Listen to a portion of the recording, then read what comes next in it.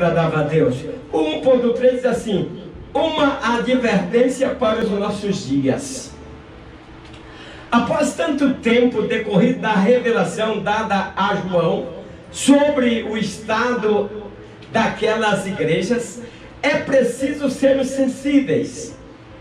A ação do Espírito Santo continua avisando ao povo de Deus acerca dos perigos que rondam a igreja, buscando desviar os discípulos de Cristo do caminho da santificação, do fervor espiritual, do temor a Deus, e aí eles vão para o comodismo e conformismo, com os valores e costumes mundanos. Nós estamos vivendo isso em nossos dias, por isso que provavelmente nós estamos vivendo os dias da igreja de Laodiceia.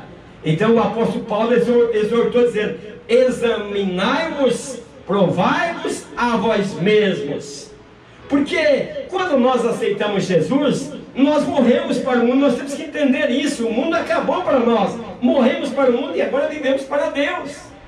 Então nós precisamos fazer essa prática do autoexame, que é estimulado e reiteradamente nós encontramos isso na Bíblia. Examine-se a si mesmo. Eu coloquei uma mulher aí se olhando.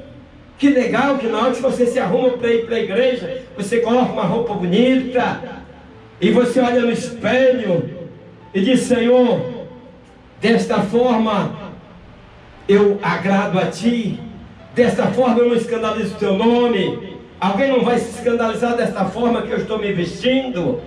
Porque Paulo, ele dizia assim: olha, se eu comer carne e escandalizar o meu irmão, eu nunca mais como carne. Então nós temos que ter a responsabilidade de examinar a nós mesmos, de maneira que nós agradamos a Deus e também não fazer com que alguém desvalorize a nossa fé. Então o autoexame é um ato reflexivo. Professores, professoras, internautas, principalmente os professores que estão dando aula, peçam aos seus alunos para que diariamente se faça um autoexame e faça uma reflexão como você está se comportando diante de Deus. Esse exercício nos revelará se estamos realmente mostrando evidências da nossa salvação. Porque nós não podemos ser aqueles que concorrem nos estádios, que só um ganha o prêmio. Nós seremos coroados. Nós precisamos entender isso. Se permanecermos fiéis, Ele é fiel para dar-nos a nossa coroa. Então nós não estamos numa corrida em que ganha o primeiro, o segundo e o terceiro lugar e o resto não ganha. Nós estamos correndo a corrida da vitória. Em seu sermão profético, portanto, bem antes das mensagens às igrejas da Ásia, o Senhor Jesus já alertava: perseverai, olhai, vigiai e orai, para que quando o Senhor venha, não vos ache desapercebido. Outras traduções, ou não ache por vindo. O 2 diz assim: a mensagem de Cristo. Essa aula parece ser um pouquinho longa. Qualquer coisa, os internautas aí me comunique se tem que diminuir o tempo da aula, ok? Então, a mensagem de Cristo, nós vamos ver aqui as mensagens às 7 igrejas da Ásia. São um verdadeiro raio-x da igreja de Cristo. Não é somente ler, não é somente pegar a lição e ficarmos falando. Nós temos que entender a profundidade do ensino. Essa é a responsabilidade de professores e professoras. Não pensa, por exemplo, para vir ministrar numa aula dessa, mesmo que não sou um bom professor, vocês me acompanham, obrigado por aqueles que elogiam, mas eu sei das dificuldades que tenho, mas às vezes é 3 dias para preparar uma lição dessa. Por quê? Porque a Bíblia diz que nós temos que procurar apresentarmos a Deus, Paulo falando a Timóteo, como obreiro aprovado, que maneja bem a palavra da verdade. professores, professoras, nós precisamos comer, ainda que depois se torne amargo, mas precisamos comer a palavra do Senhor, para que nós possamos passar esperança para aqueles que nos ouvem. Então a carta do apóstolo João às 7 igrejas da Ásia e a nós, mostrando características e qualidades admiráveis. Isso é importante. De vez em quando, o pastor, líder, dizendo quando um elogio faz bem, um elogio com inteligência e com sinceridade, porque aqui a carta tinha elogio, mas também tinha repreensão. Mas esses elogios sem esconder erro, porque o desvio doutrinário é um fracasso moral e espiritual.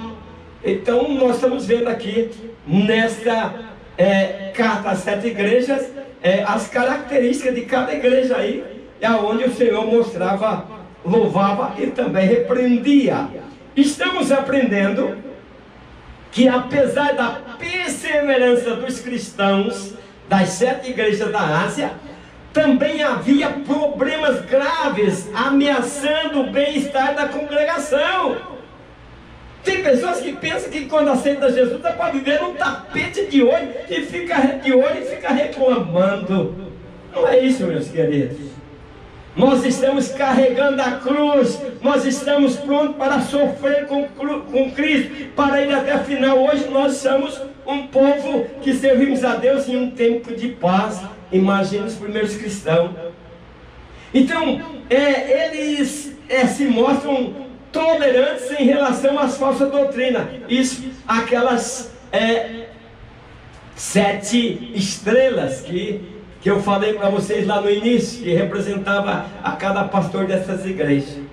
Jesus trata diretamente com a sua noiva e a demoestra, a fim de que haja despertamento, mudanças profundas e perenes.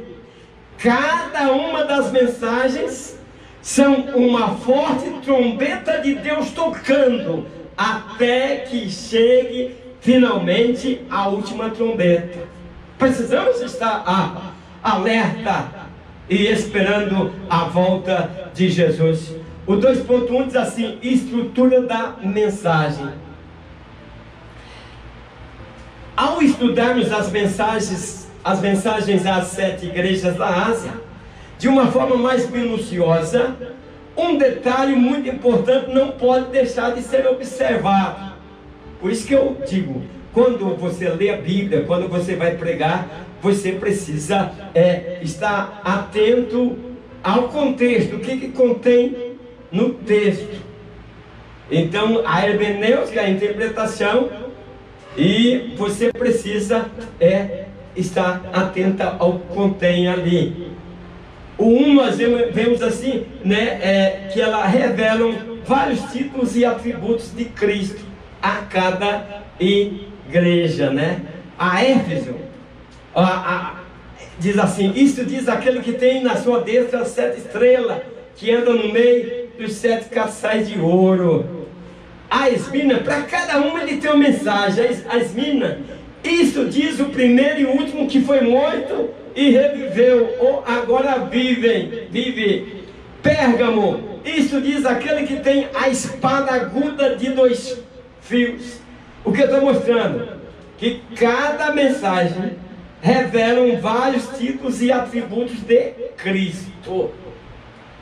Mais um atributo de Cristo e título: a Tiatira. Isto diz o Filho de Deus, que tem seus olhos como chama de fogo e os pés semelhantes a latão reluzente. A Sardes, veja mais um atributo e um título de Cristo. Isto diz o que tem 7 Espíritos de Deus e as 7 estrelas.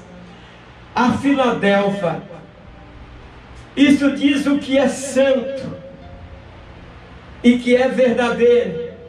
e o que tem a chave de Davi. A Laodiceia, e se diz o amém, a testemunha fiel e verdadeira, o princípio da criação de Deus. Agora nós vamos ver qualidade encontrada nas igrejas, nas 7 igrejas. Queridos professores, é isso que nós estamos ensinando. Nós estamos pegando igreja por igreja. No primeiro, ali no 1, nós vemos as características, né, e títulos. Agora nós vamos ver as qualidades que foi encontrada em cada igreja. Em Éfeso, conheça as tuas obras e o teu trabalho e a tua paciência, e que não pode sofrer os maus.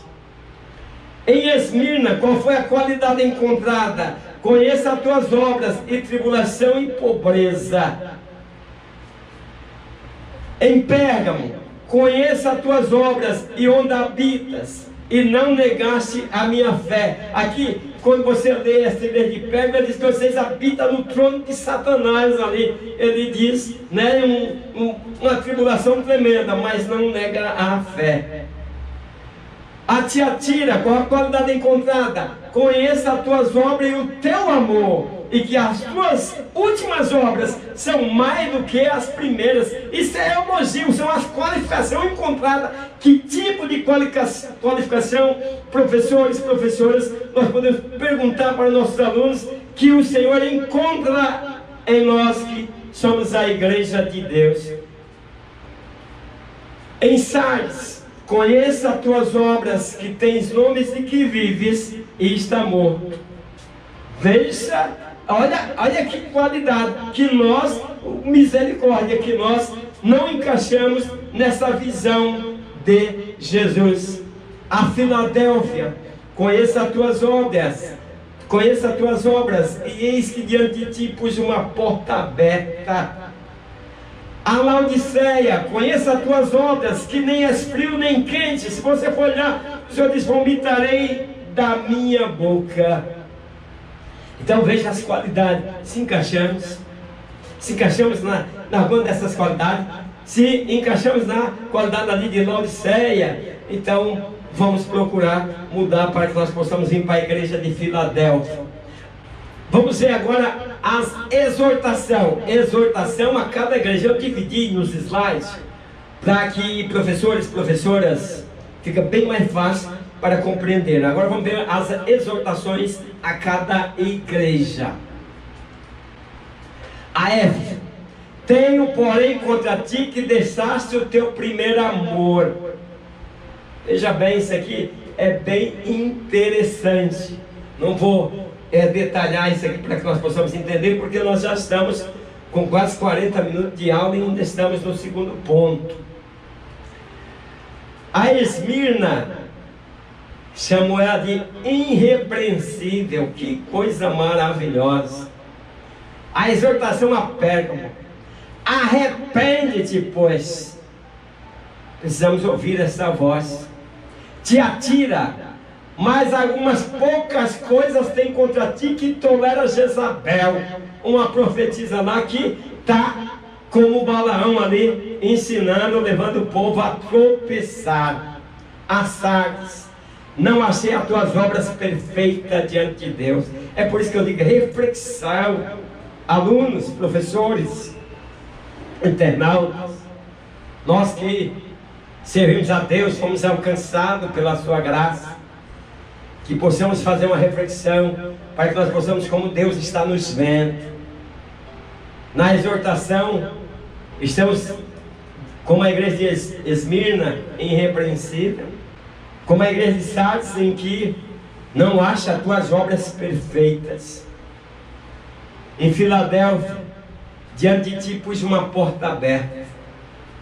Seja fiel, e a porta ficará aberta para ti. Laodiceia, conheça as tuas obras, que nem és frio nem quente.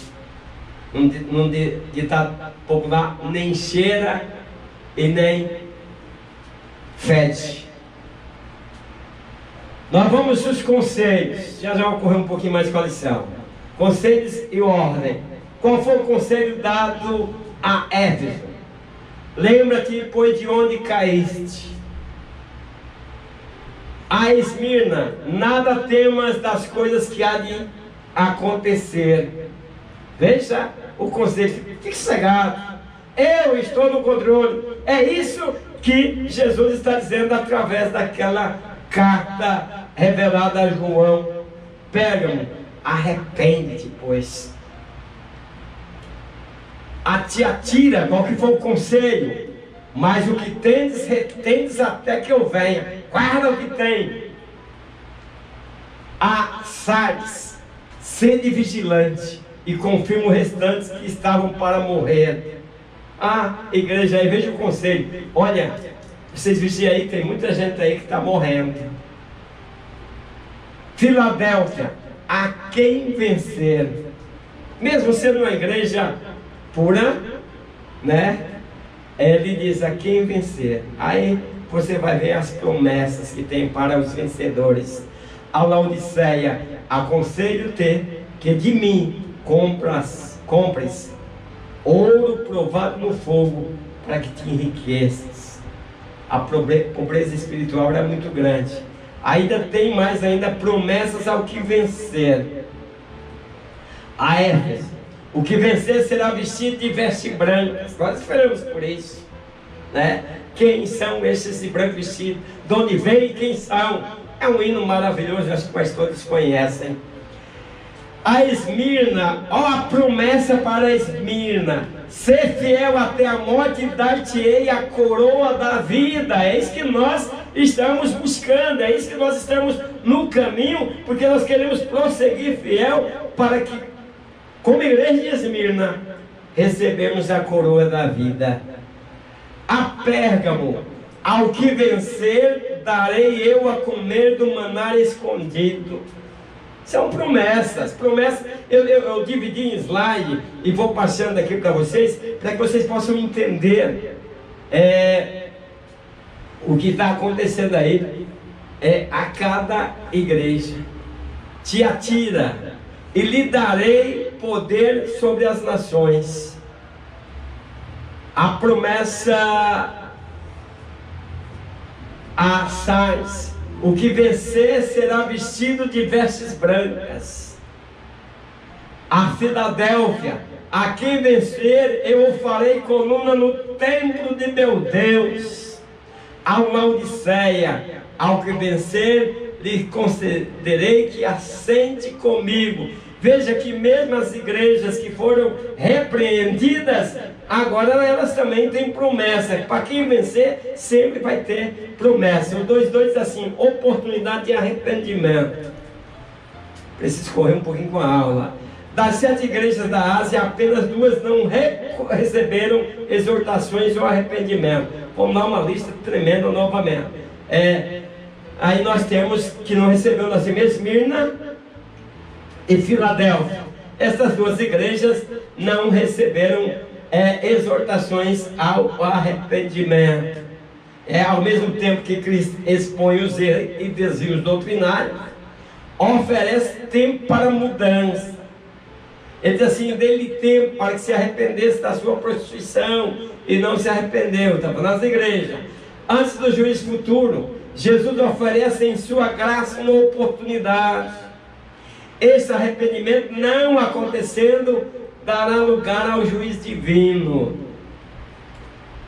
O 2 e 3 diz assim: a promessa de Cristo.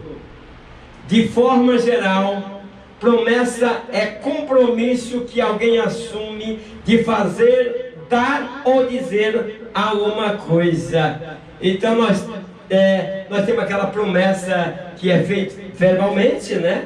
E temos aquela promessa, né, que é feita por escrito.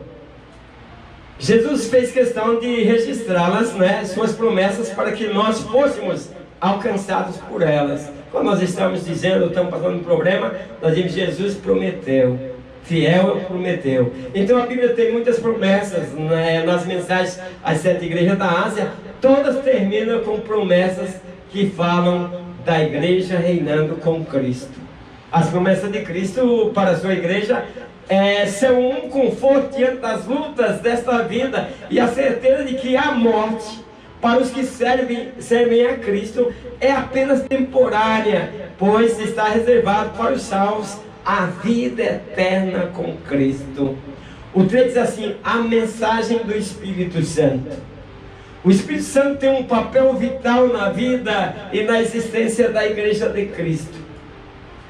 Sem o Espírito Santo, a igreja não mais existiria, ou seria meramente um clube ou mais uma agremiação.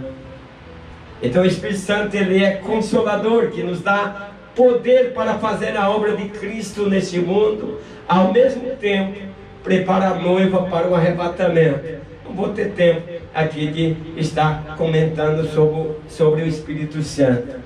3:1 diz assim: o outro consolador. Jesus nos consolou, agora ele manda um outro consolador. As pessoas ficaram tristes quando Jesus ia se despedir. Ele disse: não vos deixarei órfão, mas vos enviarei um consolador. Depois da última ceia, Jesus confortou e instruiu os discípulos que estavam aflitos com a proximidade da sua partida. Neste momento faz a promessa de enviar outro consolador. Eles estavam muito felizes ao lado de Jesus. Sem Jesus não daria mais, mas Jesus disse: olha, eu não vou deixar vocês órfãos. Jesus sempre cuida de nós. Esse outro consolador, ele ia fazer o quê? Ia ensinar todas as coisas e faria também lembrar de tudo que Jesus ensinou. E ele, diante da mensagem que levavam aos pecadores, o Espírito Santo testificaria de Cristo e convencia o mundo do pecado, da justiça e do juízo. É o Espírito Santo que convence. 3.2, ele reveste e dá dons. Que tem importante, mas não temos tempo de fazer outros comentários. É o Espírito Santo que dá sentido e realização na vida cristã. Sem o Espírito Santo é complicado. Só após o revestimento de poder, os discípulos estariam prontos para serem testemunhos de Jesus. Vejam que eles tiveram que passar ali pelo Pentecostes, para que pudessem saírem levando com poder a mensagem, enfrentando os adversários que se levantaram. Ao ser revestido de poder, o cristão fala em línguas que são concedidas pelo Espírito Santo. Professor, se puder fazer algum comentário aí, você pode estender um pouquinho. Os dons espirituais são do Espírito Santo e ele reparte na igreja como quer. Isso tudo mostra a nossa total dependência do Espírito Santo. Precisamos entender isso. A igreja primitiva, ela não dispunha de nenhuma das facilidades tecnológicas que possuímos hoje. Essas facilidades tecnológicas eles não possuíam, mas eles evangelizou o mundo de sua época, porque tinha o poder que advém de um relacionamento de comunhão estreita e dependência do Espírito Santo. Falharemos se não voltarmos para Deus agora, com sincera devoção e coração quebrantado. Isso Ele espera de nós. Este é o nosso tempo, a nossa hora. Vivemos a última hora. 3:3. O Espírito prepara a noiva para o arrebatamento. Em relação ao arrebatamento da igreja, o Espírito Santo tem um papel de vital importância, pois sendo o outro consolador, está preparado, guiando, operando até o dia da volta de Cristo. Também o Espírito Santo nos adverte com relação ao perigo de entristecer o Espírito, sendo que fomos selados por Ele para o dia da nossa redenção. Então nós podemos afirmar que, assim como o mordomo Eliezer preparou uma noiva para Isaac, o Espírito Santo prepara a noiva de Cristo para o seu encontro com o noivo no dia do arrebatamento. coisa gloriosa. Precisamos estar preparados, pois o Espírito Santo tem esse papel. Poderíamos, alguns de vocês podem ter conhecimento, falar sobre o casamento judeu que encaixa direitinho nesse preparo do Espírito Santo. O Espírito de Cristo é o Espírito noivo. E esse Espírito tem a sua habitação na noiva, ou seja, na igreja.